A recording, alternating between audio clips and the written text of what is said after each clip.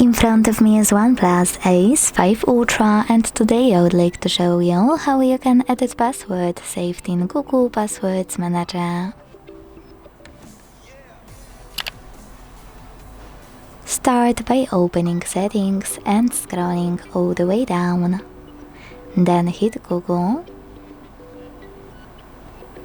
Tap on All Services. And scroll again, this time to choose Autofill with Google here. Tap on Google Password Manager and select any password you wish to edit. Enter your screen lock, hit Edit button and change whatever you want to. When you finished, hit Save at the top right corner.